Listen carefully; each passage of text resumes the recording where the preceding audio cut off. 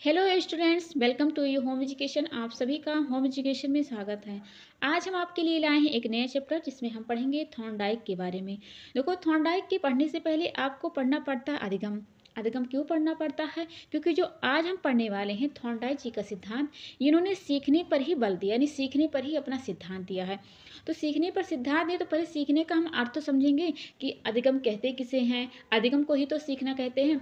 तो अधिगम का पढ़ते हैं कि अधिगम कहते किसे हैं, अधिगम के पठार क्या होते हैं, अधिगम के वक्र क्या होते हैं, अधिगम के स्थानांतरण कैसे होते हैं। तो सबसे पहले अधिगम को पढ़ना जरूरी होता है, उसके बाद में जो सीखने के सिद्धांत होते हैं यानी कि अधिगम के जो सिद्धांत होते हैं वो हम पढ़ते हैं। तो हमने तो अधिगम का जो चैप्टर है मैंने अधिगम के पठार और अधिगम के स्थानांतरण ऑलरेडी पढ़ा दिया है। देखो, जब आप अधिगम में पढ़ते हो तो आपको ये पढ़ना पड़ता है कि जो अधिगम का वैकल्पिक अवधारणाएं होती हैं वो दो प्रकार की होती हैं। एक होता है व्यवहारवादी होता है, यानी कि एक लोग होते हैं व्यवहारवादी सिद्धांत पे काम करते हैं, और एक लोग होते हैं ज्ञानात्मक व क्षेत्र संग्रात्मक सिद्धांत की ओर करते हैं। यानी कि हम कहना चाहते हैं कि अधिगम जब आप पढ़ते हो तो अधिगम के दो वैकल्पिक अवधारणाएं होती हैं। एक होता है व्यवहारवादी सिद्धांत के होते हैं कुछ लोग, और एक होते हैं ज्ञानात्मक व क्षेत्र संग्रात्मक सिद्धांत के कुछ लोग होते हैं। और जो व्यवहार आदि की हम जब बात करते हैं, व्यवहार आदि में कौन कौन आते हैं, तो उनमें आते हैं थॉर्नडाइक जी आते हैं, वाटसन जी आते हैं, पावलोव जी आते हैं और स्किनर जी आते हैं। ठीक है। लेकिन जब वहीं पे ज्ञानात्मक की बात करते हैं यानी कि ज्ञान पे जिन्होंने बात किया है, तो वो कौन से लोग आते हैं? वो आते हैं अंतर्दृष्टि है, जैसे कि सूझबूझ का सिद्धांत ये सब आपने पढ़ा है। वर्दीमर आते हैं, कोहलब्यर आते हैं, लेविन आते हैं, ये सब लोग आ जाते हैं। तो आज हम पढ़ने वाले हैं थॉर्नडाइक जी के बारे में। तो इन्होंने व्यवहारवादी सिद्धांत पे काम किया है। ठीक है। यानी कि सीखने का पहला सिद्धांत किसने दिया है? तो सीखने का पहला ही सिद्धांत दिया है थॉर्नडाइक जी ने। तो आइए शुरू करते हैं कि थॉर्नडाइक जी ने जो पहले सिद्धांत में आते हैं यानी कि अधिगम के पहले सिद्धांत में आते हैं, तो इन्होंने क्या क्या ऐसा कार्य किया है, ठीक है, जो पहले नंबर पे आते हैं। तो आइए क्लास को शुरू करते हैं बिना देरी किए हुए। देखो, पहले हम इनके सिद्धांत का नाम जान लेते हैं। देखो, हम सिद्धांत ही पढ़ रहे हैं तो सिद्धांत का पहले नाम जान लेंगे कि थॉर्नडाइक जी ने कौन सा सिद्धांत दिया है।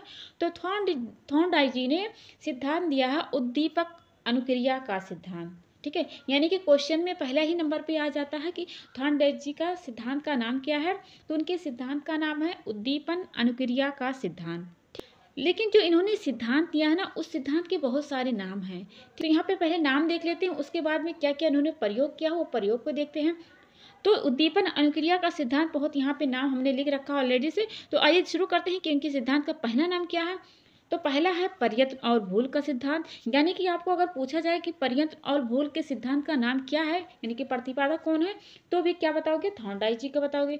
प्रयास और त्रुटि का सिद्धांत, सीखने संबंधों का सिद्धांत, अनुबंधन का सिद्धांत। जो यहाँ पे पहले स्लाइड पे है वो सब इनके नाम ही, यानी कि इनके सिद्धांत के नाम ही है। आगे चलते हैं, और भी नाम है। और जो हम नाम यहाँ पे देखते हैं तो नाम कौन सा आता है? सिद्धांतवाद का सिद्धांत। दूसरा होता है SR थ्योरी सिद्धांत। तीसरा होता है संयोजनवाद सिद्धांत। यानी कि हमने थॉर्नडाइक जी का सिद्धांत बहुत पढ़ा। एक पढ़ा उद्दीपन अनुक्रिया का सिद्धांत, दूसरा हमने पढ़ा प्रयत्न एवं भूल का सिद्धांत, तीसरा हमने पढ़ा प्रयास एवं त्रुटि का सिद्धांत। जबकि चौथे की बात करें तो पढ़ते हैं सीखने संबंधों का सिद्धांत। जब पांचवा पढ़ते हैं तो संबंधवाद का सिद्धांत। जब छठा पढ़ते हैं तो अनुबंधन का सिद्धांत। और जब छठा के बाद सतावाद सेवंथ आता है तो सिद्धांतवाद का सिद्धांत। फिर जब अगली बात करते हैं तो SR थ्योरी का सिद्धांत भी कहते हैं। और लास्ट में जब बात करते हैं तो संयोजनवाद का सिद्धांत। यानी कि हमने बहुत सारे नाम इनके पढ़ लिए सिद्धांत के नाम पे, बस एक ही है। ठीक है, नाम अंतर फंतर है लेकिन सब एक ही है। तो आगे चलते हैं कि इन्होंने प्रयोग क्या किए हैं। तो पहले इनके प्रयोग को देखते हैं, क्योंकि इनके प्रयोग का समझना बहुत ज़रूरी है, क्योंकि इनके प्रयोग पे ही इनका जो सिद्धांत है प्रयास एवं त्रुटि का सिद्धांत, उस पर ही यहाँ पे जॉइंट हुआ है। पहले इनका सिद्धांत में जो इन्होंने नियम दिए हैं उस नियम को देते हैं। तो थॉर्नडाइक जी ने क्या किया था? एक बिल्ली ली। ठीक है। एक भूखी, जो वो कहती थी भूखी थी, एक भूखी बिल्ली ली। उसके बाद में एक संदूक रखा। एक संदूक रखा, उस संदूक में ऐसा सिस्टम था कि उसका एक ही कुंडी दबाने पर वो दरवाज़ा क्या हो रहा था? ओपन हो रहा था। लेकिन उस पर कोई ज़्यादा जोर लगाने वाला, कोई ज़्यादा मतलब कुंडी ऐसा नहीं रहा था जैसे हम लोगों का नॉर्मल दरवाज़ा होता है, वैसा दरवाज़ा नहीं था। ऐसा दरवाज़ा था कि अगर बिल्ली कुछ भी, मतलब ऐसा सिस्टम था कि उस कुंडी पर एक ही बार टच करती तो वो दरवाज़ा अपने आप खुल जाता था। तो ऐसा दरवाज़ा लिया, यानी कि ऐसा संदूक लिया और एक भूखी बिल्ली ली। वो भूखी बिल्ली को क्या किया? जा करके संदूक में रख दिया, संदूक में बैठा दिया। उसके बाद में क्या किया? दरवाज़ा उन्होंने बंद कर दिया। उसके बाद में थॉर्नडाइक जी ने क्या किया, एक मछली ली और मछली को संदूक से बाहर कुछ दूरी पर रख दिया। ऐसे दूरी पर रखा कि अगर बिल्ली निकले तो वहाँ पे पहुँच जाए, और इस तरह का रखा कि बिल्ली को संदूक से बाहर जो मछली रखी हुई थी वो दिखाई दे रही थी। अब भाई बिल्ली तो भूखी थी, मछली देखी उसने तो उसको भूख और ज़्यादा तेज़ी बढ़ गया। तो बिल्ली ने किया, बहुत बार प्रयत्न किया, वो इधर उधर उछले कूदने लगी कि मैं क्या करूं कि उस पा जाऊं उस मछली को। तो उछलते कूदते वो क्या की, जहाँ पे थानडाई जी ने एक सिस्टम रखा था, यानी कि जो रखा नहीं था कि खटकनी, उस खटकनी पे बिल्ली का पैर पड़ता है और दरवाज़ा खुल जाता है। दरवाज़ा खुलने के मछली को जाकर के उसने खा लिया। फिर अगली बार क्या हुआ, अगली बार भी इन्होंने क्या वैसे सेम टू सेम प्रयोग किया, यानी कि भूखी बिल्ली ली, संदूक लिया, वही संदूक लिया और क्या किया, बिल्ली को उस संदूक में जाकर के बंद कर दिया। उसके बाद में क्या हुआ, मछली को बाहर जैसे पहले रखा था वैसे फिर रख दिया। फिर बिल्ली उछलने कूदने लगी, उसके बाद में कहीं अचानक से उसका पैर वहाँ पे जाकर खटकनी पे पड़ गया, फिर दरवाज़ा खुल गया। ठीक है, ऐसे अगली बार किया, फिर अगली बार ये सिस्टम किया, भूखी बिल्ली ली, संदूक लिया और मछली लिया। उसके बाद मतलब ऐसे-ऐसे प्रयोग करते क्या हुआ, जो वो बिल्ली कर रही थी गलती ना, यानी कि बिल्ली क्या कर रही थी, अंदर प बार-बार प्रयत्न कर रही थी, उसका अचानक से पैर खटकनी पे पड़ रहा था, तब दरवाज़ा खुला। लेकिन ऐसा क्या हुआ, यानी कि 2, 3, 4 बार करते-करते ऐसा हो गया ना कि बिल्ली को पता चल गया कि मैं उस खटकनी पे जाकर के टच करूँगा तो दरवाज़ा खुल जाएगा। जैसे-जैसे वो कार्य करती गई, उसकी अनुक्रिया जो हो रही थी सरल होती गई। यानी जो कार्य कर रही थी ना, वो जैसे कि वो कठिन कार्य कर रही थी, वो सरल कर रही, यानी कि अगर जैसे मतलब शुरू में जो कार्य कर, यानी कि शुरू में जो उछल कूद रही थी वो ऐसा नहीं कर रही थी। जब आखिरी स्टेज आता है ना, बिल्ली एकदम से सीख जाती है तो तुरंत जाती है, यानी कि भूखी रहती है, तुरंत संदूक में जाती है, संदूक में जैसे जाती है उसे तुरंत खटकनी पे पैर रखती है और अपना मछली ले लेती है। तो इस सिद्धांत का अर्थ, यानी कि निष्कर्ष ये निकलता है कि थॉर्नडाइक जी ये कहना चाहते थे, यानी कि ये अपने सिद्ध करना चाहते थे अपने प्रयोग में, कि कोई भी इंसान होता है तो कोई भी कार्य करता है तो प्रयास एवं प्रयत्न किया जाता है, यानी कि प्रयत्न और भूल के सिद्धांत पे करता है। यानी कि कोई इंसान करता है, कोई भी कठिन ही कार्य हो तो उसको करता रहेगा, तो वो जो कार्य करता है ना, यानी जो कठिन कार्य भी हो जाता है सरल हो जाता है। ठीक है, पहले आप कोई कार्य करोगे, यानी कोई कठिन कार्य है तो पहले आप भूल करोगे, उसके बाद में भूल करते क्या होता है, जो आप करना चाहते हो जो कठिन कार्य है वो भी सरल हो जाएगा। तो सिद्धांत का, थॉर्नडाइक जी का सिद्धांत यही कहता है कि कोई भी कार्य करते हो तो वो कठिन नहीं होता, या भी कठिन भी होता है तो उसको प्रयास करते-करते वो कार्य क्या हो जाता है, एकदम से आपको ईज़ी लगने लगता है, यानी कि भूल के आधार पर ही आप कोई चीज़ अच्छा से बेहतर कार्य कर सकते हो। तो बच्चों के ऊपर इन्होंने बहुत अच्छा दिया, कि बच्चों पे बहुत ज़्यादा लागू होता है, क्योंकि बच्चे तो छोटे होते हैं, उनको कुछ नहीं पता होता है, तो बार-बार यानी कि कोई कार्य जैसे उनको लिए छोटा-बड़ा ही लिख दो या कुछ भी कर दो, तो वो क्या करते हैं, पहले बहुत खराब लिखते हैं, बस जैसे-जैसे क्लास उनका बीतता जाता है, जैसे-जैसे वो बड़े होते जाते हैं, उनकी जो राइटिंग होती है, जो उनकी स्किल होती है, जो उनकी पढ़ने वाली कैपेसिटी होती है वो बढ़ती चली जाती है। तो आइए आगे चलते हैं, आपको पता चल गया कि उद्दीपन अनुक्रिया सिद्धांत किसे कहते हैं, जो उन्होंने दिया संदूक बिल्ली थी। ठीक है, अब तो आपको समझ गया, अगर समझ में नहीं आया तो दोबारा क्लास को देख लेना। आगे चलते हैं, थोड़ा एक बार फिर से भी रिकॉल कर देंगे। अब आगे चलते हैं, थॉर्नडाइक जी ने तो हमने बता दिया प्रयोग, उन्होंने प्रयोग जी दिए, जो सीखने के नियम पे जो प्रयोग किया वो प्रयोग। लेकिन अब बात करते हैं कि इन्होंने कितने प्रकार के नियम दिए हैं, नियम भी बहुत प्रकार के दिए हैं। तो यहाँ पे देखते हैं थॉर्नडाइक जी ने सीखने के नियम दिए हैं। तो 3 मुख्य हैं और 5 क्या हैं, गौड़ हैं, 5 गौड़ हैं और 3 मुख्य हैं। आगे बात करते हैं आगे कौन कौन से होते हैं। अब यहाँ बात करते हैं कि जो उन्होंने थॉर्नडाइक जी ने सीखने के कितने नियम दिए हैं, 8 नियम दिए हैं। तो 3 नियम कैसे होते हैं, मुख्य होते हैं, और 5 नियम कैसे होते हैं, गौड़ होते हैं। जब मुख्य नियम की बात करते हैं तो पहला नंबर पे आता है प्रभाव का नियम, दूसरे की बात करते हैं तत्परता का नियम, और तीसरे की बात करते हैं अभ्यास का नियम। अभी हम एक एक करके समझते हैं, अभी पहले नाम को जान लेते हैं। गौड़ का नियम कितने प्रकार के होते हैं, तो गौड़ का नियम हमने बात किया 5 प्रकार के होते हैं। एक होता है मनोवृत्ति का नियम, एक होता है बहुअनुक्रिया का नियम, एक होता है आंशिक क्रिया का नियम, एक होता है अनुरूपता का नियम, लास्ट में संबंधित परिवर्तन का नियम। अब एक करके समझते हैं, यहाँ से भी बहुत सारे क्वेश्चन आ जाते हैं कि थॉर्नडाइक जी ने कितने मुख्य दिए हैं, कितने गौड़ दिए हैं, गौड़ में कौन कौन आते हैं, तो गौड़ में आते हैं मनोवृत्ति का नियम, बहुअनुक्रिया का नियम, आंशिक क्रिया का नियम, तीसरा जब बात करते हैं तो अनुरूपता का नियम, तीसरा नहीं चौथा की बात करते हैं अनुरूपता के नियम, और जब 5वें की बात करते हैं तो संबंधित परिवर्तन का नियम। ठीक है, आशा करते हैं आपको मुख्य नियम और गौड़ नियम में अंतर समझ में आएगा कि मुख्य में कौन कौन से काउंटिंग होते हैं और गौड़ में कितने काउंटिंग होते हैं। अब आगे चला जाए, अब एक एक करके समझते हैं कि मुख्य नियम में जो तीनों नियम हैं उनके अर्थ क्या निकलते हैं, प्रभाव, तत्परता, अभ्यास का। आगे चलते हैं, तत्परता नियम की पहले बात करते हैं, सबसे पहले पे तत्परता के नियम बात करते हैं। देखो यहाँ पे जब हम अर्थ इसको समझते हैं तो इसका अर्थ क्या निकलता है। देखो हम सभी जानते हैं कोई ना कोई कार्य करते रहते हैं, ठीक है। तो हम जो कोई कार्य करते हैं ना, तो करते रहते वो चीज़ें क्या हो जाती है, सरल हो जाती हैं। तो यहाँ पे पहले हम पढ़ लेते हैं तब आपको समझाते हैं।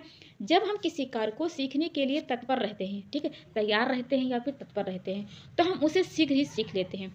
किसी समस्या को हल करने के लिए प्रयत्नशील होना तत्पर कहलाता है। यदि बच्चों को गणित के प्रश्नों की हल करने की इच्छा है तो तत्परता के कारण वह उनको अधिक शीघ्रता और कुशलता से करता है।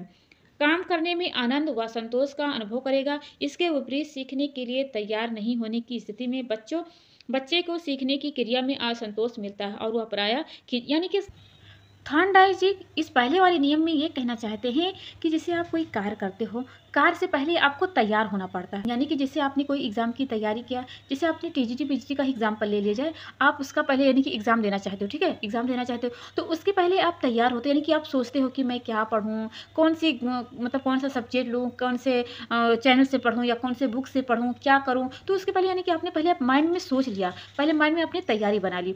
तो पहला नियम यही कहता है कि कोई आप कार्य करना चाहते हो तो कार्य से पहले जो आप तैयारी करते हो, तैयार से यानी कि तत्पर रहते हो, तो वही कहलाता है तत्परता के नियम। अगर जो कार्य आप करना चाहते हो तो वो ईजी है तब तो आप करोगे, लेकिन वहीं पे अगर कठिन लगने लगा तो आप काम वहीं पे छोड़ देते हो। जैसे कि कोई बच्चे यहाँ पे एग्जाम्पल दे दिया है, जैसे कोई बच्चा है, अगर वो गणित का प्रश्न करता है तो उसको अगर ईजी यानी कि वो जितने सवाल होते हैं जितना वो हल कर ले जाता है तब तो वो बार-बार करेगा। लेकिन उसको अगर एक बार में टफ लग गया, दूसरे बार में भी टफ लगा तो वहीं पे छोड़ देता है। तो पहला नियम में यही समझ में आता है कि कोई कार्य होता है कठिन रहता है तो बालक वहीं पे छोड़ देता है। अगर वही जो कार्य होता है उसे आसान लगता है, उसे करने में कठिनाई नहीं होती है, तो वह बालक क्या होता है, तत्पर रहता है। तो पहला नियम तो आपको समझ गए हो। अब दूसरे नियम की बात करते हैं। दूसरा नियम है अभ्यास का नियम। तो अभ्यास का नियम यह कहता है, पहले यहाँ पे पढ़ लेते हैं। इस नियम का तात्पर्य है अभ्यास कुशलता बनता है, ठीक है, बनाता है। यदि हम किसी कार्य का अभ्यास करते हैं तो हमें उस सरलतापूर्वक करना सीख जाते हैं, उसमें कुशल हो जाते हैं। हम बिना अभ्यास किए साइकिल पर चढ़ने या कोई खेल खेलने में कुशल नहीं हो सकते। यदि हम किसी सीखे हुए कार्य को अभ्यास नहीं करते तो हम उसे भूल जाते हैं। सही बात है। जैसे कोई भी आप जैसे कि एग्जाम की तैयारी सोच लिया जाए कि आप कोई एग्जाम की तैयारी करते हो या फिर कुछ भी कार्य करते हो, टफ कार्य कर, जैसे जीवन में आपने कभी कोई कार्य नहीं, यानी कि कोई चीज़ आप सीख रहे हो ना, तो उसको बीच में छोड़ दोगे तो नेचुरली आदत होती है, हर कोई इंसान भूल जाएगा, ठीक है। चाहे जो आदत हो, यानी सिलाई कढ़ाई हो, कुकिंग से फील्ड हो, डांसर हो, सिंगिंग हो, एजुकेशन, चाहे जिस फील्ड में हो आप, अगर वो कार्य आपने सीखा, आपने अर्जित किया है, अर्जित अगर किया है तो वो एक समय ऐसा आ जाएगा कि अगर आप कार्य नहीं करोगे तो भूल जाओगे। तो अभ्यास का नियम यानी कि थॉर्नडाइक जी का दूसरा नियम ये कहता है कि आप कोई कार्य करते हो तो वो कार्य लगातार अगर करते हो तो माइंड में आपके वो जगह बन जाता है। लेकिन अगर वो कार्य वो आप वहीं पे छोड़ दे दो, यानी कि 2-3 महीना किया आपने, फिर उसको छोड़ दिया, तो वो कार्य जो आपने किया था इतना अच्छे से ना, वो जितना भी एक आपने 100% अगर आपकी तैयारी हुई थी ना, तो उसमें 1% बची, यानी कि सारे आप भूल जाओगे। तो अभ्यास का नियम आपको समझ आएगा कि कोई कार्य आप करते हो तो उसको लगातार अभ्यास करने से आपको वो चीज़ें जैसे आपने यही सोच लो कि जब थॉर्नडाइक जी ने अपना प्रयोग किया ना, बिल्ली और क्या कर रही थी, अब बार-बार अभ्यास कर रही थी तभी तो वो मछली के पास पहुँच रही थी, ठीक है। बिना अभ्यास किए तो मछली पे नहीं पहुंच रही थी। तो कोई भी इंसान है, जैसे बच्चा होता है, क्या होता है, तो पहले जूता पहनना नहीं आता, बाद में जूता पहनना, उसको चलना नहीं आता, बार बार चलता है, ठीक है, पहले वो गिर पड़ता है, उठता है, फिर चलता है, तो चलना सीख लेता है। चम्मच से खाना करता है, फिर अपने हाथों से खा, तो वो क्या कर रहा था, धीरे धीरे सीख रहा है, धीरे धीरे अभ्यास कर रहा था, तो उसकी जो लर्निंग होती है वो बढ़ती चली जाती है। अब आगे बात करते हैं, अभ्यास का नियम समझ में आ गया होगा। तीसरे नंबर की बात करते हैं। तीसरा नंबर हमारा है प्रभाव का नियम, यानी कि थॉर्नडाइक जी का जो तीसरा नियम है प्रभाव का नियम। पहले इसको पढ़ लेते हैं। प्रायः हम उस कार्य को ज़्यादा अच्छे से करना चाहते हैं जिसका परिणाम हमारे लिए हितकर होता है, जिससे हमें सुख व संतोष मिलता है। यदि हमें किसी कार्य को करने या सीखने में कष्ट होता है तो हम उस कार्य को नहीं दोहराते। थॉर्नडाइक जी के अनुसार जिस कार्य को संतोष होता है उसे उद्दीपन अनुक्रिया संबंध दृढ़ हो जाता है, और जिस कार्य में उसे असंतोष होता है वह क्या हो जाता है, उससे यह संबंध कमजोर हो जाता है। देखो, जैसे कि थॉर्नडाइक जी का तीसरा नियम कहता है, भाव का नियम ये कहता है कि हम कोई भी कार्य करते हैं, अगर हमें अच्छा लगता है तो हम उसे बार बार करते हैं, ठीक है। यानी कि जो प्रोडक्ट निकल के आता है उससे हमें संतुष्टि मिलती है तो हम वो कार्य करते हैं। अगर जो हम कार्य करना चाहते हैं, अगर वो कार्य अच्छा नहीं हुआ तो क्या करते हैं, हम वो कार्य वहीं पर छोड़ देते हैं। यानी कि कुछ जैसे गणित का ही ले लीजिए कि बच्चा गणित का हल, मतलब गणित अगर उससे कर ले जाता है बार बार अभ्यास के, तो उससे समझ में आ जाता है, तो उसे अच्छा लगने लगता है, उसको मजा आने लग जाता है, सुख की अनुभूति हो जाती है, संतोष आ जाता है, तो वह कार्य बार बार करना चाहता है। तो प्रभाव का यही नियम होता है कि इफेक्ट क्या पड़ता है खुद पे। आपको पहले शुरू वाले बता दें, तत्परता के नियम, अभ्यास का नियम, प्रभाव। देखो जैसे एग्जाम्पल ले लिया जाए कि आप कोई एग्जाम की तैयारी करते हो, तो आप एग्जाम की तैयारी से पहले क्या करते हो, दिमाग में सोचते हो कि हमें यहाँ यहाँ पढ़ना है, ऐसे ऐसी तैयारी करनी है। तो उसके पहले आपने क्या किया, तैयारी किया। उसके बाद जब अभ्यास का नियम में आता है तो आपने पहले तैयारी तो कर ली है कि हाँ हमें एग्जाम की तैयारी करनी है, हमें ये पढ़ना है, यहाँ से पढ़ना है, यहाँ से क्वेश्चन करना है, ठीक है। तो तैयारी में कौन, लेकिन जब अभ्यास की बात करते हैं तो आपने क्या किया, जहाँ पे आपको जाना था, यानी कि आप बुक से पढ़ना था या चैनल से पढ़ना था या कुछ भी जाके अगल बगल किसी दोस्त के पास बैठ के पढ़ना था, तो आप बैठ के पहले पढ़ाई करते हो, अभ्यास करते हो, दिन रात 2-3 घंटा 4 घंटा बैठ के पढ़ते हो। तो आपने क्या किया, अभ्यास किया। उसके बाद जब अभ्यास करने के बाद वो आपको याद हो गया, तो आप क्या करते हो, जाकर के एग्ज़ाम देते हो। एग्ज़ाम देने के बाद आपको जो पास, यानी कि पास हो जाते हो, तो क्या हो गया, प्रभाव का नियम। देखिए आप जो आप बनना चाहते थे वहाँ पे पहुँच गए, ईजिली पहुँच गए, आपको ना कोई कठिन, ना कोई मतलब कुछ भी बाधा उत्पन्न नहीं हुई, तो आपको क्या मिला, एक सुख की अनुभूति मिली। आई होप आपको प्रभाव का नियम, तत्परता के नियम, अभ्यास का नियम समझ आ गया होगा। अब हम अगले की बात करते हैं। अगला देखते हैं क्या है, यहाँ पे हटा देते हैं। अब अगला की जब बात करते हैं तो यहाँ सीखने के सहायक या गौड़ नियम, यानी कि हमने पहला जो पढ़ा वो मुख्य नियम था। अब बात करते हैं जो 5 गौड़ नियम है। थॉर्नडाइक ने सीखने के 5 गौड़ नियम का प्रतिपादन किया। इन नियमों का महत्व मुख्य नियम से कम है, इसलिए गौड़ नियम, यानी कि जो पहला नियम था, तत्परता का नियम, अभ्यास का नियम और कौन सा नियम, प्रभाव का नियम, ये तीनों नियम कौन था, ये महत्वपूर्ण थे, ये कैसे थे, मुख्य थे। लेकिन जो गौड़ है वो उतना मुख्य नहीं है जितना पहले वाला था। अब एक एक करके समझते हैं कि गौड़ में कौन कौन से आते हैं। गौड़ की जब हम पहले बात करते हैं तो गौड़ का पहला नियम है मनोवृत्ति का नियम। अब ये मनोवृत्ति का नियम क्या होता है, पहले इसको हम पढ़ लेते हैं। जिस कार्य के प्रति हमारी अभिवृत्ति या मनोवृत्ति रहती है उसी अनुपात में हम उसको सीखते हैं। अनुकूल मनोवृत्ति होने पर बालक शीघ्र सीखता है तथा प्रतिकूल मनोवृत्ति होने पर बालक सीखने में बाधा उत्पन्न करता है। यह नियम यह कहता है कि जो भी हम कार्य करना चाहते हैं, उससे हमें अभिवृत्ति या मनोवृत्ति हासिल होती है, तो हम क्या करते हैं, वही कार्य करते रहते हैं। जैसे कि अगर हमें सुख की प्राप्ति होती है तो हम वो कार्य करते हैं, अगर हमें कष्ट की प्राप्ति होती है तो हम वो कार्य क्या करते हैं, छोड़ देते हैं। ठीक है, पहला क्या हो निकल के आया कि कोई कार्य करते हैं हम, अगर हमें सुख की प्राप्ति होती है तो हम कार्य करते हैं। अगर हम कोई कार्य कर रहे हैं, हमें वो कष्ट प्रदान कर रहा है, हमें वो कार्य करने में हमें कठिनाई महसूस हो रही है, तो वो कार्य क्या करते हैं, हम वहीं पर छोड़ देते हैं। अगले की बात करते हैं। अगले जो है बहु अनुक्रिया का नियम, क्या था, मनोवृत्ति का नियम। दूसरा जब बात करते हैं बहु अनुक्रिया का नियम, इस नियम को पढ़ने से पहले यहाँ पे हम पहले पढ़ लेते हैं। इस नियम के अनुसार जब हम कोई नया कार्य करना सीखते हैं तो उसके प्रति विभिन्न प्रकार की अनुक्रिया करते हैं, यानी कि जैसे हम कोई कार्य करते हैं, ठीक है, कोई कार्य तो उसके पहले हम कोई कार्य करते हैं। इनमें से कुछ अनुक्रिया लक्ष्य प्राप्ति में सहायक नहीं होती, उन्हें हम छोड़ देते हैं और फिर भूल जाते हैं।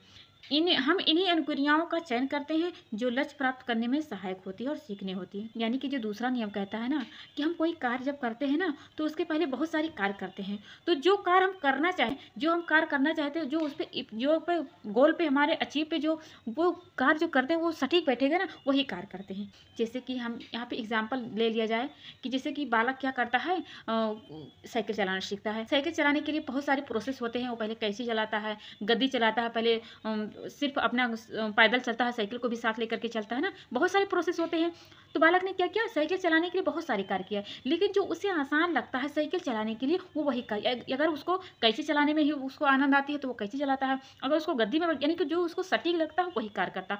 तो बहु यानी कि कोई कार्य करता उसके लिए बहुत सारे कार्य करे, बहुत सारे कार्य करने के बाद उस कार्य पे जो सटीक बैठेगा कार्य वही बालक कार्य करता है।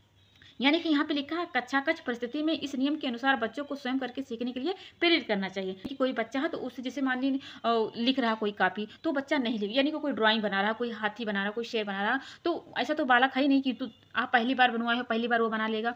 उससे पहले बहुत सारे मतलब बनाएगा, टेढ़ा मेढ़ा बनाते बनाते बनाते बनाते वो कैसा बनाएगा, अच्छा बनाएगा। तो कोई कार्य करने के पहले, कोई कार्य है उसके पहले आप बहुत सारी कार्य करते रहो, उसके बाद में जो बाद में करते करते अभ्यास करते करते अच्छा बना लो जो ड्राइंग ना, तो वही कहलाता है बहु अनुक्रिया या बहु अनुक्रिया का नियम। आगे चलते हैं। आंशिक क्रिया का नियम, 3 नंबर की बात करें जो आता है आंशिक क्रिया का नियम। आंशिक क्रिया का नियम कहता है, थॉर्नडाइक जी का मानना है यदि बच्चों के सामने किसी समस्या के छोटे छोटे भागों में विभाजित कर प्रस्तुत किया जाए ना, तो एक एक भाग का समाधान किया जाए तो बच्चे पूरी समस्या को शीघ्रता या सुगमता से समझकर संपूर्ण कार्य को पूरा कर सकते हैं। यानी कि जैसे वो उसको पाठ दे दिया जाए पढ़ने, एक पैराग्राफ आपने दे दिया या एक पेज आपने दे दिया, तो अगर बालक को पढ़ने में कठिनाई हो रही है ना, तो अगर आपने एक पेज दिया तो उसे एक पैराग्राफ में दे।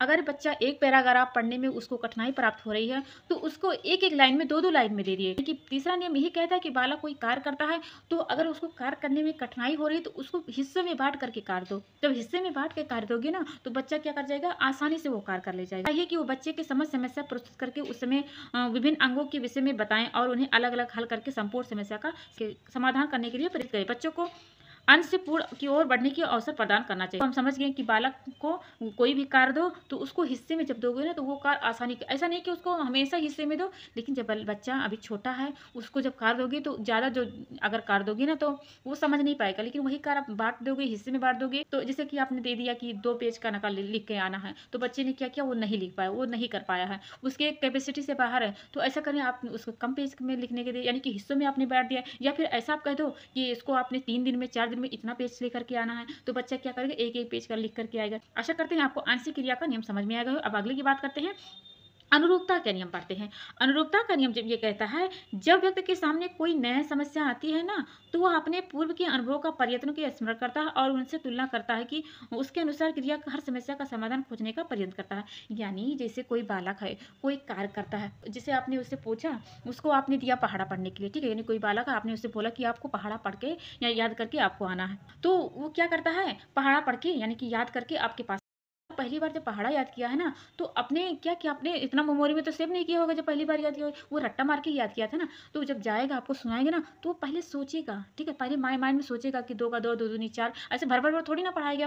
वो पहले सोचेगा 2 आएगा, 2 दूनी 4 आएगा। तो उसने क्या किया, जो पहले कार्य किया था उसका अनुभव किया, अनुभव करके ही आपको क्या किया, पहाड़ा सुनाया। अनुरूपता का नियम यही कहता है कि आप कोई कार्य करते हो तो उस कार्य से पहले क्या करते हो, जो आपने पहले कार्य किया था ना उस कार्य का सोच करके वो कार्य करते हो। जैसे कि हम आपको बता दें कि आपको सब्जी बनाना है, ठीक है, या आपको कुछ भी सब्जी बनाना है या ड्राइंग करना है, तो पहले आप देखो सब्जी जब बनाते हो ना तो यानी कि पहले आप सोचते हो कि हाँ, जब मैंने उस दिन सब्जी बनाया था तो इस मसाले में, इस सब्जी में इस ये मसाला डाला था पड़ता है। तो आपने क्या किया, पहले सोचा कि हाँ हमने ये बनाया था तो हमने ये डाला था, आज भी वैसा डालूंगी ताकि जो पहले अच्छा बना था वैसे भी अच्छा। अगर आपने पहले नहीं कार्य किया है ना, अगर आज वो कार्य करोगे तब तो नहीं सोचो, क्योंकि आपने पहले तो कार्य किया ही नहीं, तो वो क्या कार्य क्या हो जाएगा, वो अच्छा भी बन सकता है, बुरा भी बन सकता है। लेकिन अनुरूपता का नियम यही कहता है कि अगर कोई आप करते हो उससे पहले आप पहले सोचते हो कि हमने ये कार्य किया था, तो उस कार्य को सोच करके वो जो प्रेजेंट में कार्य करते हो वही कार्य करते हो, तो ये अनुरूपता का नियम कहलाता है। अगली बात करते हैं, अगला हमारा क्या है, संबंधित परिवर्तन का नियम। संबंधित परिवर्तन का नियम क्या है, इस नियम को सहचर परिवर्तन का नियम भी कहते हैं।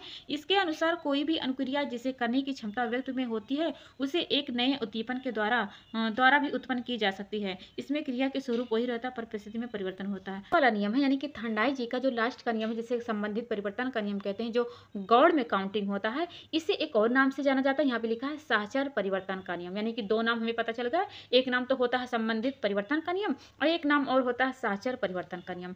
तो यह नियम ये कहता है कि कोई भी इंसान है, कोई भी व्यक्ति होता है, अनुक्रिया करता है। अनुक्रिया मतलब ये होता है कि एक बार कार्य कर दिया फिर उसके दोबारा बार वही कार्य करता है ना, तो वह कार्य कहलाता है अनुक्रिया के नियम। यानी कि कोई कार्य करता है मनुष्य, कोई व्यक्ति कार्य करता है उसके औकात के हिसाब से, उसके क्षमता के हिसाब से, तो वो क्या होता है, एक नए परिस्थिति में क्या हो जाता है, वो उद्दीपन बन जाता है कि उससे एक नए उद्दीपन के द्वारा उत्पन्न की जा सकती है। तो वही रहता है, फिर क्या हो जाती है, जो परिस्थिति होती है वो परिवर्तन हो जाती है। अगले बात करते हैं, अगला हमारा क्या है, अगला है सीखने के नियम का शैक्षिक महत्व। तो सीखने के नियम के यहाँ बहुत सारे नियम दिए गए हैं। एक होता है उद्देश्यों की स्पष्टता, दूसरा होता है उपयुक्त ज्ञान एवं क्रिया का चयन, तीसरा हमारा होता है अभ्यास जागृति करना, जब चौथे की बात करते हैं तत्परता जागृत करना, पांचवें की बात करते हैं सो क्रिया पर बल, जब छठे की बात करते हैं अनुभव स्थानांतरण और लास्ट की बात करते हैं प्रेरकों का प्रयोग। ठीक है, अब एक एक करके समझते हैं कि ये क्या होते हैं। जो थॉर्नडाइक जी ने दिया था, यानी कि सीखने से संबंधित सभी जो प्रयोग होते हैं, ये स्पष्ट होता है कि जो मानक होता है, यानी कि जो मानव होता है या व्यक्त होता है, बार बार कोई भी प्रयत्न करता है ना, प्रयत्न करके वह भूल करके क्या करेगा, सुधार करके के बाद जो उसका गोल था, जो उसका लक्ष्य था, वो प्राप्त कर लेता है। कोई भी बालक होता है, जैसे जैसे बड़ा होता है, सीखने के जो क्षेत्र होता है उसमें उन्नति होती जाती है।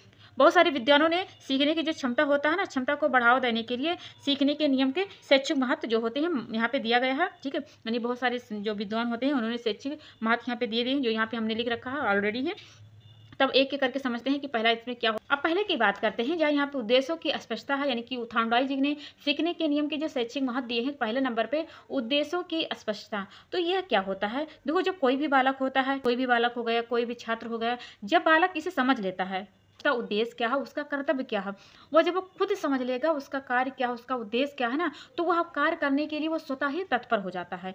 वो हर किसी में पाया जाता है, ठीक है। यानी कि कोई भी बालक हो, अगर वो चाह लेता है कि मुझे वो कार्य करता है, तो क्या करता है, उस उद्देश्य को पहुंचने के लिए वो क्या कर जाता है, तत्पर हो जाता है। अगले की बात करें, यानी कि उपयुक्त ज्ञान एवं क्रिया का चयन। तो ये क्या होता है, दूसरा नियम हम ये कहना चाहते हैं कि जिससे उद्देश्य को पता चल गया, ठीक है, उसका उद्देश्य पता चल गया, वो तत्पर हो गया, वो स्वयं से कार्य करने लगा। लेकिन उसके पास पता तो होना चाहिए कि मेरा शारीरिक ऐसा मैं वो कार्य कर पाऊंगा या नहीं, उसका मानसिक उतना है कि नहीं, ठीक है। वह अपना ज्ञान, अपना मूल्यांकन खुद करता है, अपना जो कार्य करना चाहता है, अपने ज्ञान का अपने मूल्यांकन वो खुद करता है। जब तीसरे नंबर की बात करते हैं, तीसरा नंबर क्या है, अभ्यास जागृत करना। यानी कि कोई बालक है, कोई जब कार्य, उसे तो उद्देश्य का पता चल गया कि हमारा ये कर्तव्य है, हमें ये पढ़ना है, हमें यहाँ पे जाना है, तो वो क्या किया, उद्देश्य की स्पष्टता कर लिया। उसके बाद में जब दूसरे नंबर पे आया तो उसने क्या किया, वो अब सोचा कि हाँ मेरा दिमाग यहाँ पे लग पाएगा, मैं ये कार्य कर पाऊंगी, यानी कि मैं वहां तक पहुंच पाऊंगा। तो उसने क्या किया, अपने ज्ञान को सोचा, अपने के जो कार्य करना चाहता है वो कार्य के बारे में चयन किया। तो जब तीसरे नंबर पे क्या होता है, वो अभ्यास करता है, ठीक है। यानी कि जो कार्य करना चाहता है उस कार्य को क्या करता है, बार बार अभ्यास करता है। अगर बालक बार बार अभ्यास करता हो तो क्या हो जाता है,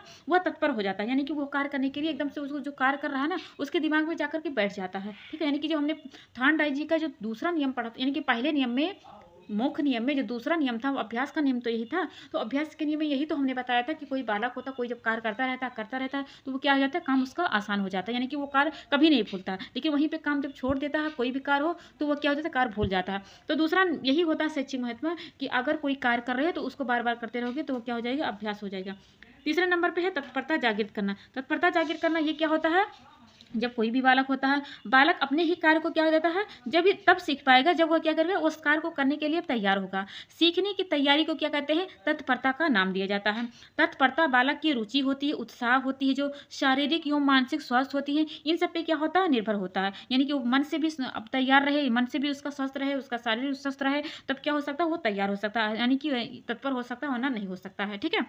तो जो भी शिक्षक है, शिक्षक को चाहिए, टीचर को चाहिए कि बालक को सिखाने के लिए पहले बालक को क्या करे, तैयार करे, तत्पर करे, उसे रेडी करे, तब क्या हो सकता है, बालक की जो ज्ञान होगा, ज्ञान सही से वो ग्रहण कर पाएगा। सो क्रिया पर बल देना। बल देना ये क्या होता है, तो बालक को कोई भी कार्य करना चाहता है तो उसे कार्य करने के लिए खुद प्रेरित करना चाहिए, कि सीखने के जो क्षेत्र में हो, बालक को खुद करने के लिए कहें।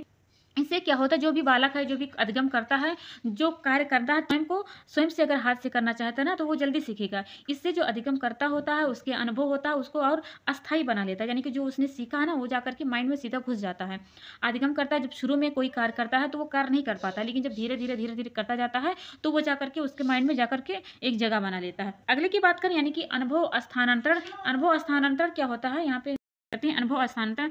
तो ये क्या होता है, अनुभव स्थानांतरण, देखो सीखने के नियम में यह स्पष्ट कर दिया गया है कि मानव क्या होता है, अनुभव के द्वारा ही कोई चीज सीखता है। अनुभव के बिना सब बेकार है। अनुभव अगर करेगा तो उसने जो सीखा है वो क्या हो जाएगा, वो जो अनुभव से जब कोई कार्य करेगा तो कार्य अच्छा से महत्व दिखाएगा। शिक्षक को चाहिए, यानी कि टीचर को चाहिए, वह छात्र को सीखने के लिए प्रेरित करे, सीखने के लिए अधिक अनुभव एकत्रित, ताकि बालक क्या करे, जो कार्य करना चाहता है वो आसानी से, यानी कि जो पूर्व अनुभव है, अनुभव के द्वारा ही जो नवीन कार्य कर रहा है, कि वो बार बार करता रहेगा, अभ्यास करता रहेगा, तो छात्र का क्या हो जाएगा, वह कार्य को उसका सरल बन जाएगा, तो वह कार्य आसानी से कर पाएगा। जो लास्ट वाला नियम है, यानी कि लास्ट वाला महत्व है प्रेरकों का प्रयोग। यानी कि जब कोई बालक होता है, अगर उससे कोई कार्य कर रहा है, कोई अच्छा स्कूल में कार्य कर रहा है, तो अगर बालक को प्रशंसा, यानी कि कोई प्रशंसा करने वाला कार्य है, तो उसमें प्रशंसा करोगे, उसे पुरस्कार दोगे, तो बालक की क्या हो जाएगी, सीखने की गति बढ़ेगी। अगर वहीं पे बालक क्या कर रहा है, बालक कोई कर रहा है, यानी कि कोई पार्टिसिपेट में भाग लिया, अगर वहीं पे आप उसको जाकर के डांटते हो तो उसका मनोबल गिर जाएगा। लेकिन वहीं पे आप उसका प्रशंसा करोगे, उसका मनोबल बढ़ाओगे, तो वह कार्य क्या हो जाएगा, उसका अच्छा हो जाएगा, उसका सरल हो जाएगा। अब आगे चला जाए, अगला है सिद्धांत का शैक्षिक महत्व। तो पहला क्या है, थॉर्नडाइक का यह सिद्धांत करके सीखने पर बल देता है। सही बात है, जितनी बार कोई बालक कार्य करता रहेगा, उसकी जो कार्य होता है वो सरल होता जाएगा, वो कार्य करता चला जाएगा।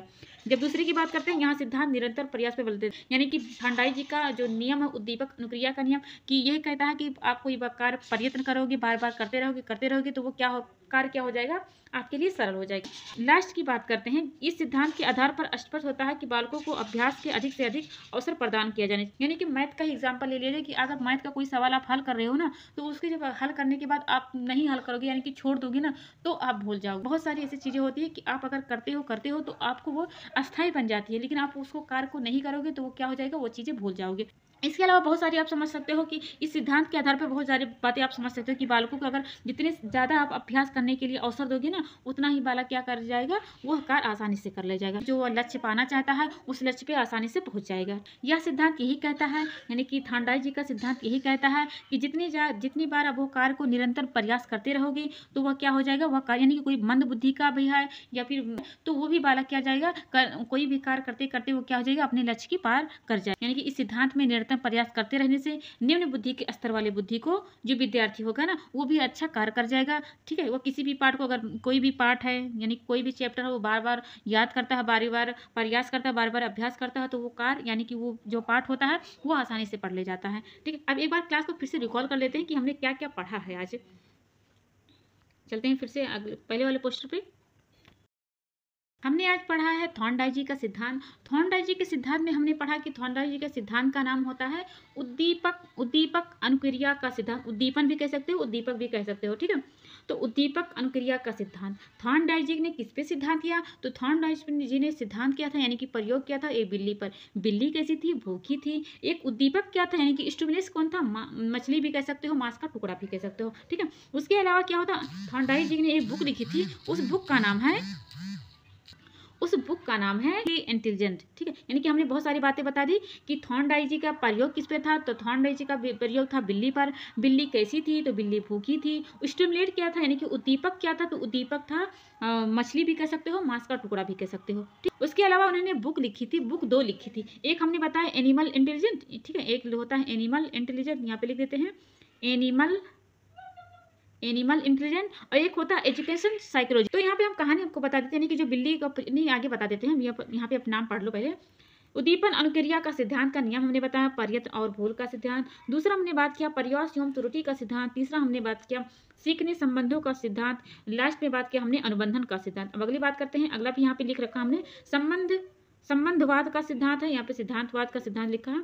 SR थ्योरी का सिद्धांत, संयोजनवाद का। जो थॉर्नडाइक ने सिद्धांत दिया था ना, वो सन भी पूछा जाता, तो सन यहाँ पे हमने नहीं लिखा, तो सन आपने लिख लेना 1913 में ये दिया, 13 में उद्दीपक अनुक्रिया का सिद्धांत दिया था। आगे बात किया जाए, अगले यहाँ पे जो उन्होंने नियम दिया है, अपने इसी नियम पे इन्होंने का सारा सिद्धांत है। ठीक है, जो ये सिद्धांत है ना उद्दीपक अनुक्रिया सिद्धांत, इसी बिल्ली पे प्रयोग करके इन्होंने दिया था। तो उन्होंने क्या किया था, एक संदूक लिया, संदूक में बिल्ली को बिठा दिया। बिल्ली कैसी थी, बिल्ली भूखी थी, और संदूक में जो दरवाजा था ना, दरवाजे पे ऐसी खटकनी लगाई थी कि अगर बिल्ली दरवाजा अगर खोलना चाहती ना, तो उसके पहले खटकनी पे पैर रखना पड़ता। अगर खटकनी पे पैर रखती तो दरवाजा अपने आप खुल जाता था। ठीक है, तो दरवाजे में मतलब संदूक में बिल्ली को बैठाया गया, भूखी बिल्ली थी, और बाहर क्या किया गया, बाहर मांस का टुकड़ा या फिर कह दो कि मछली रखी गई थी। मछली क्या रही थी, एक स्टिमुलेट थी, यानी कि एक उद्दीपक थी। मछली इस तरह से रखी गई थी कि बिल्ली क्या कर रही थी, उस मछली के सामने ही रखी थी, बिल्ली को दिखाई दे। अब भाई बिल्ली भूखी थी, उसको लालच लग गई, तो बिल्ली बार बार उछल रही थी, कूद रही थी, बार बार प्रयत्न कर रही थी। ठीक है, प्रयत्न करते करते उसका अचानक क्या होगा, पैर जाकर के खटकनी पे पड़ गया। और जब खटकनी पे पड़ गया तो क्या होगा, दरवाजा अपने आप से खुल गया और बिल्ली का की जाकर के मछली को खा ली। उसके बाद में लास्ट में भी क्या, अगले भी जब प्रयोग किया गया तब फिर ये किया गया, संदूक ला गए, संदूक में ला करके बिल्ली को बैठा दिया गया। बिल्ली फिर भूखी थी, और बाहर क्या हुआ था, बाहर ला करके मछली का टुकड़ा कह दो या मछली ला करके रख दिया। बिल्ली को भूख तो लगा ही था, उसने क्या किया, बार बार प्रयत्न किया, बार बार इधर उधर उछलती कूदती, उसका अचानक से पैर जाकर के खटकनी पड़ गया। ठीक है, फिर क्या किया, दरवाजा खुल गया, जाकर के बिल्ली मछली का टुकड़ा पा गई। ऐसे ही जब 2 बार 3 बार 4 बार 5 बार करती थी, तो जो अनुक्रिया कर रही थी, जो वो कार्य कर रही थी, तो ऐसा नहीं है, जब जितनी बार वो करती गई ना, उतनी बार उसको पता चल गया कि हाँ, इसको खटकनी पे पैर रखने पर यह दरवाजा खुल रहा। ठीक है, तो जितनी बार वो करती जाती तो वो क्या करता, उसका जो कार्य था, ठीक है, वो सरल होता गया। पहले वो तड़प रही थी, उतना लास्ट में नहीं तड़पती। वो क्या कर रही थी, जैसे उसको बिल्ली को बैठाया जाता था संदूके में, वैसे तुरंत जाकर के क्या करते, दरवाजे खटकनी पे पैर रखती थी, खटकनी पे पैर रखने के बाद दरवाजा खुल जाता था, मछली क्या कर रही। तो यहाँ पे निष्कर्ष ये निकल के आ रहा था कि कोई भी बालक होता है ना, तो पहले कार्य करता है तो उसको पता नहीं होता है, लेकिन वही करते करते करते करते करते क्या हो जाता है, वो कार्य सरल हो जाता है। अब आगे बात किया जाए, अगला नंबर पे है सीखने के। यहाँ पे नियम दिए गए हैं, सीखने के नियम कितने हैं, 8 प्रकार के हैं। ठीक है, यानी कि थॉर्नडाइक जी के सीखने के 8 नियम हैं। 3 होते हैं मुख्य, 5 होते हैं गौण। तो जो मुख्य नियम होता है, मुख्य नियम में 3 आते हैं, प्रभाव का नियम, तत्परता का नियम, अभ्यास का नियम। प्रभाव का नियम कहता है कि कोई भी कार्य करते हो तो जो इफेक्ट आएगा, यानी कि जो प्रोडक्ट बन के आएगा, जो आपको संतुष्टि होगी, जो सुख की अनुभूति होगी, तो वह कहलाता है प्रभाव का नियम। ठीक है, यानी कि जो आपने कार्य किया, अगर आपने एग्जाम पास किया, आपको एग्जाम पास करने के बाद आपका अच्छा रिजल्ट आए तो क्या हो जाए, आपको सुख की, लेकिन वहीं पर आपका नंबर अच्छा नहीं आया तो क्या हो जाएगा, आपको कष्ट होगा, आपको अच्छा नहीं लगेगा, तो वो क्या हो जाएगा, प्रभाव का नियम। अगले की बात करते हैं तत्परता का नियम, यानी कि कोई कार्य करने से पहले आपको तैयार होना पड़ता है। अगर होते हो तो वह कार्य क्या हो जाता है, सरल हो जाता है। जब तीसरे की बात करते हैं अभ्यास का नियम, तो अभ्यास का नियम ये कहता है कि आप कोई कार्य करते रहते हो तो वह कार्य क्या हो जाता है, सरल हो जाता है। जब मुख्य नियम की बात करते हैं यानी गौड़ का नियम, पहले हम एक एक मनोवृत्ति का समझा देते हैं, मनोवृत्ति की ओर चलते हैं। इस कार्य में हमने क्या बात किया था, जिसके पार्थ हमारी अभिवृत्ति या मनोवृत्ति होती है, मनोवृत्ति रहती है, उसी अनुपात में हम उसको सीखते हैं। अनुकूल मनोवृत्ति में होने पर बालक सीखता है और तथा प्रतिकूल मनोवृत्ति में बालक क्या होता है, सीखने में बाधा। यानी कि ये होता है जैसे कोई आप कार्य करना चाहते हो, आप सीखते हो, अगर आपको सरल लगता है ना तो आप वो कार्य क्या होता है, करते रहते हो। लेकिन वही कार्य आपको कठिन लगता है, बाधा उत्पन्न करते हैं, तो वो क्या करते हो, वो कार्य नहीं करते हो। आगे बात किया जाए, अगला है बहु अनुक्रिया कार्य करते हो। तो कार के पीछे बहुत सारे ऐसे कार्य हो जाते हैं जो बिना वजह के होते हैं, ठीक है, बहुत। तो वो कार्य अगर बिना वजह यानी कि जो आप करना चाहते हो, अगर वो कार्य उसमें नहीं यानी कि कोई तालमेल नहीं बैठता है ना, तो उस कार्य को आप छोड़ देते हैं। यानी कि इसमें से बहुत कुछ अनुक्रियाएं होती हैं जो लक्ष्य प्राप्त करने में सहायक नहीं होती हैं, उन्हें हम छोड़ देते हैं और फिर भूल जाते हैं। तो हम उन्हीं अनुक्रियाओं का चयन करते हैं जो लक्ष्य प्राप्त में सहायता प्रदान करते हैं, इसे सीखना कहते हैं, ठीक है। यानी कि जो आप करना चाहते हो, अगर वो कार्य के पीछे बहुत सारे ऐसे कार्य होते हैं, अगर वो कार्य उस लक्ष्य की प्राप्ति नहीं हो पाती, उस लक्ष्य में नहीं काउंटिंग होते हैं, यानी कि वो कार्य बेकार है आपको, तो वो कार्य वहीं पे छोड़ देते हो। आगे बात किया जाए, अगला हमारा क्या है, अगला हमारा है क्रिया का नियम। आंशिक क्रिया का नियम यह कहता है कि जैसे कोई कार्य दे दो बच्चे को, तो उसे हिस्सों में बांट के दोगे ना, तो बालक आसानी से अपनी जो भी समस्या होता है आसानी से बांट करके वो चीज़ें अच्छे से याद कर पाएगा, ठीक है। उसका एक ही भाग दे दोगे ना तो बच्चा क्या हो जाएगा, जो समस्या होता है वो शीघ्रता से आसानी से हल कर लेगा, ठीक है। शिक्षक को चाहिए, कोई भी टीचर है तो उसको चाहिए कि जो भी स्टूडेंट है, जो भी छात्र है, उसको इतना ज़्यादा ना वर्क दे कि वो बेचारा ना कर पाए, ऐसा कर दे, उसको हिस्से में बांट कर जब दोगी ना तो कोई भी कठिन कार्य हो तो उसको आसान लगने लगेगा। अगला हमारा क्या है, अनुरूपता का नियम। अनुरूपता का नियम यह कहता है जब व्यक्ति के सामने कोई नई समस्या आती है ना, तो जो कार्य उसने पहले किया था तो उस कार्य को अनुभव करके जो प्रेजेंट में कार्य कर रहा है उस कार्य को करता है, ठीक है, यानी कि तुलना करता है।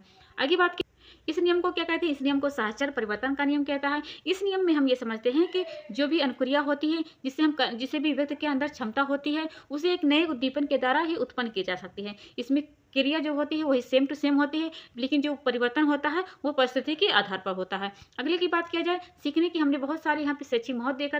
पहला हमारा है उद्देश्य की स्पष्टता। अभी उद्देश्य की स्पष्टता में हमने समझा था कि कोई भी बालक होता है जब वो कार्य करता है, ठीक है, जब वो समझ लेता है कि ये हमारा कार्य हमारे हिसाब से है, तो यानी कि हम वो कार्य करना चाहते हैं, यानी कि खुद से बालक अगर स्वयं से तैयार होता है ना तो वह कार्य अच्छा से कर पाता है। यानी कि उद्देश्यों को समझ लेता है, जो वो कार्य करना चाहता है और उद्देश्य को समझ लेता है तो वह कार्य आसानी से कर ले जाता है। दूसरी बात की पर यानी कि सेकंड नंबर की बात करें तो सेकंड में क्या देखने को मिलता है कि जो बालक होता है वो अगर सोच लेता है कि मेरा शारीरिक विकास कैसा, मेरा मानसिक विकास कैसा, मैं कार्य कैसे कर पाऊंगा, तो वो क्या कहलाता है, उपयुक्त ज्ञान एवं क्रिया का चयन। तीसरे की बात करें, अभ्यास जागृत करना, ठीक है, यानी कि कोई बालक होता है जब वो कार्य करता है, अभ्यास करता है, तो वही अभ्यास क्या हो जाता है, उसका सरल हो जाता है। तीसरा नियम क्या होता है, तत्परता जागृत करना, यानी कि कोई बालक होता है, कोई शिक्षक होता है, अगर शिक्षक है तो बालक को तत्पर करने, यानी कि कोई कार्य करने से पहले उसको तैयार करें, उसको रेडी करें, तैयार होगा, रेडी होगा तो वो कार्य आसानी से कर पाएगा। स्वक्रिया यानी कि जो कोई बालक होता है तो उसे कार्य करने के लिए खुद करने को दे दो, ठीक है, यानी कि कोई ड्राइंग कर रहा है, कोई कुछ कर रहा है तो उसे खुद करने के लिए प्रेरित करो। अगर खुद से करेगा तो वो जब अपने हाथों से करेगा तो उसकी जो याद करने की, लर्निंग की जो नंबर काउंटिंग होती है वो थोड़ी ज़्यादा बढ़ेगी। अनुभव स्थानांतरण, यानी कि जो कार्य प्रेजेंट में कर रहा वो पहले तुलना करके जब वो कार्य करेगा ना तो वो कार्य आसानी से कर ले जाएगा। प्रेरकों का प्रयोग ये होता है कि जब कोई बालक अच्छा कार्य करता है तो उसे दंड ना दे, उसे पुरस्कार दे, उसको प्रोत्साहन करे, उसकी प्रशंसा करे। जब उसको प्रशंसा करोगे, उसे दंड दोगे ना, तो अगर उसे दंड दोगे तो उसका मनोबल होगा वो गिर जाएगा, लेकिन वहीं पर अगर पुरस्कार दोगे, उसका मनोबल बढ़ाओगे, उसकी प्रशंसा करोगे तो क्या हो जाएगा, तो उसका मनोबल और बढ़ेगा कि मैं और कार्य करूँ, ठीक है। अगले की बात करें, अगला हमने देखा था थॉर्नडाइक जी ने शैक्षिक महत्व दिए थे। तो थॉर्नडाइक जी का शैक्षिक महत्व ये होता है कि जो होता है मतलब कोई कार्य होता है, अगर बार बार करते रहोगे तो वो कार्य क्या हो जाएगा, आसानी से कर ले जाओगे, ठीक है। इस सिद्धांत के आधार पर स्पष्ट होता है कि बालकों को अभ्यास अधिक से अधिक अवसर प्रदान करना चाहिए, ठीक है। ये रहा आज का हमारा चैप्टर। हमने थॉर्नडाइक जी का उद्दीपक का सिद्धांत पढ़ा, बहुत सारे हमने नाम पढ़े, यानी कि हमने गौड़ पढ़ा, हमने मुख पढ़ा, गौड़ में कितने आते हैं और मुख्य नियम में कितने आते हैं, इन्होंने सन कितने में दिया, 1913 में दिया, इनका प्रयोग बिल्ली का था, ठीक है। बुक का नाम हमने पढ़ा, बहुत सारे महत्व पढ़े। तो आशा करते हैं आपको हमारा क्लास अच्छा लगा हो। अगर पसंद में आया हो तो इसे लाइक और सब्सक्राइब करना ना भूलिएगा। कल मिलेंगे एक नई सिद्धांत की ओर, तब तक के लिए take care and bye bye.